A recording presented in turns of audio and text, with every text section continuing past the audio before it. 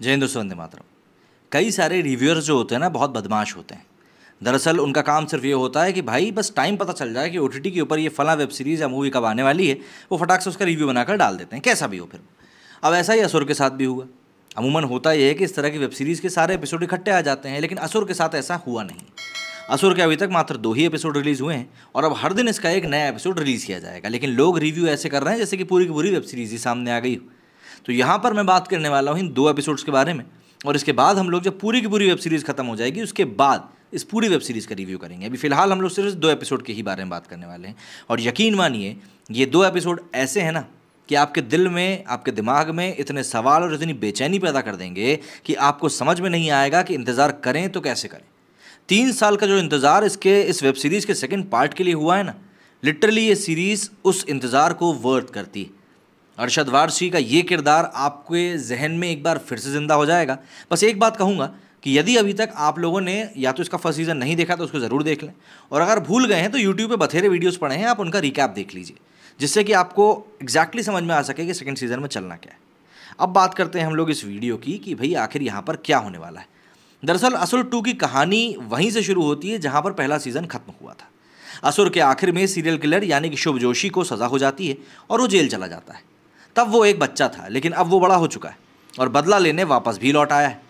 लेकिन इस बार उसकी नफरत और बदले की आग और ज़्यादा बढ़ चुकी है। शुभ जोशी खुद को कली मानता है। बचपन में ही जेल जाते समय उसने फैसला कर लिया था कि बड़ा होने पर वो दैत्य, राक्षस, दानव या फिर असुर बनेगा। अब काली यानी कि शुभ जोशी का मकसद कलयुग को फैलाना है। वो ये कहकर जेल से भागे हुए अपने एक साथी की हत्या कर देता है कि जब व्यक्ति का कर्तव्य और उद्देश्य खत्म हो जाए तो उसके शरीर और उद्देश्य का कोई महत्व नहीं रह जाता।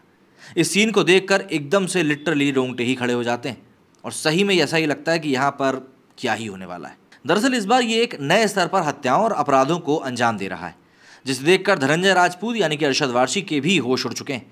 लेकिन क्या धनंजय राजपूत और निखिल नायर, जिनका किरदार वरुण ने निभाया है, इस सीरियल किलर को एक बार फिर से रोक पाएंगे?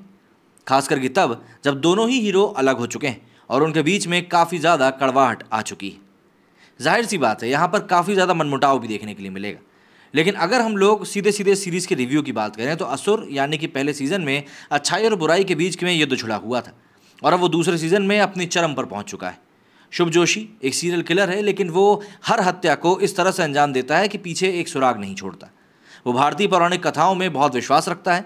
वो कहता है कि महायुद्ध निकट है, कलयुग को उसकी चरम सीमा तक पहुँचाने का समय निकट आ चुका है। असुर अब फैसला कर लेता है कि वो पूरी दुनिया पर राज करेगा और कलयुग को फैलाएगा। लेकिन क्या सीबीआई और फॉरेंसिक एक्सपर्ट यानी धनंजय कपूर और निखिल नायर इस असुर को दबोचने में कामयाब हो पाएंगे?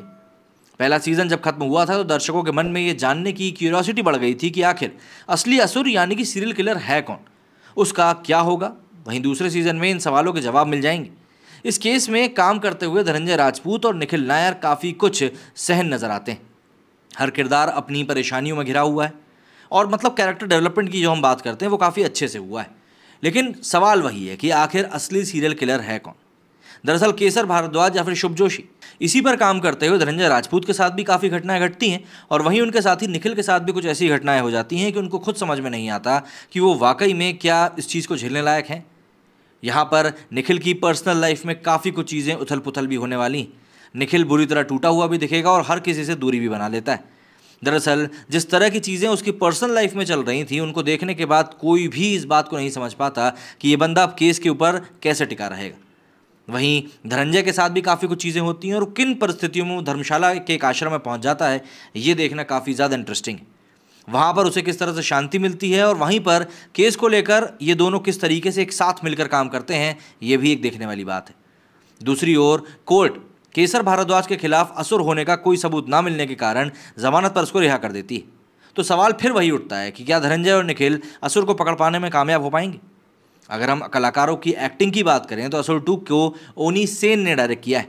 ये दूसरा सीज़न आपको सीट से बांधे रखने में कामयाब है।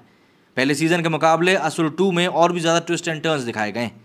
पहला सीज़न यानी कि असुर में हमने देखा था कि शुभ जोशी कितनी बेरहमी से अपने पिता का खून करता है, लेकिन दूसरे सीज़न में वो और भी ज़्यादा खूंखार हो चुका है। हर एपिसोड की शुरुआत शुभ जोशी के अतीत और वर्तमान की उसकी यात्रा से ही होती है, जहाँ वो एक ही सवाल करता है कि क्या हम बुरे पैदा हुए हैं, या फिर क्या हम एक ऐसी कठिन परिस्थिति में मजबूर होकर अपने बुराई को बाहर निकालने के लिए मजबूर हो चुके हैं। अरशद वारसी और वरुण सोबती की जोड़ी ने असुर 2 में समा बांध दिया, ये कहना होगा। धनंजय राजपूत के रोल में अरशद वारसी और फॉरेंसिक एक्सपर्ट के रोल में वरुण खूब जमे। रिद्धि डोगरा, अनुप्रिया गोयंका और शुभ गिल के किरदार में विशेष बंसल छा गए। असुर 2 के हर किरदार में साफ नजर आता है कि वे किस तरह अपने दिमाग और दिल के बीच आपस में ही एक द्वंद्व को लड़ रहे हैं। असुर 2 की कहानी में वहीं से शुरू हुआ जहां पहला सीजन खत्म हुआ था। असुर के आखिर में सीरियल किलर यानी कि शुभ जोशी को सजा हुई थी और वो जेल गया था। तब वो एक बच्चा था, लेकिन अब जिस तरीके से चीज़ें पलटी हैं उनको देखकर लिटरली यही माना जाता है कि यार यहाँ पर चीज़ें वाकई में बहुत तेज़ी से बदल रही हैं। सीधी सी बात यही है कि अब यहाँ पर हमारे सामने असुर आ चुका है। एक एक दिन करके इसका एक एपिसोड रिलीज़ होने वाला, ज़्यादा समय नहीं लगेगा, लेकिन उसके बावजूद भी ये एक ऐसी वेब सीरीज़ है जिसको कि देखना बनता है। यहाँ पर जिस तरीके से नए तरीके से हत्याएं हो रही हैं वो एक अलग ही लेवल का पूरा सीन आपको दिखाई देने वाला है। तो इसीलिए बिल्कुल इसको एक बहुत, जिसको हम कहते हैं ना, मज़ेदार खाने की चीज़ की तरह लुत्फ़ लीजिए, एक आइसक्रीम की तरह खाइए, थोड़ा थोड़ा करके, तो ज़्यादा मज़ा आएगा। क्या कहना है आपका इस रिव्यू के बारे में, कमेंट करके ज़रूर बताएं। और जियो सिनेमा के ऊपर आप इसको फ्री में देख ही सकते हैं। मेरे स्टूडियो फिलहाल इतना ही। जय हिंद, जय भारत।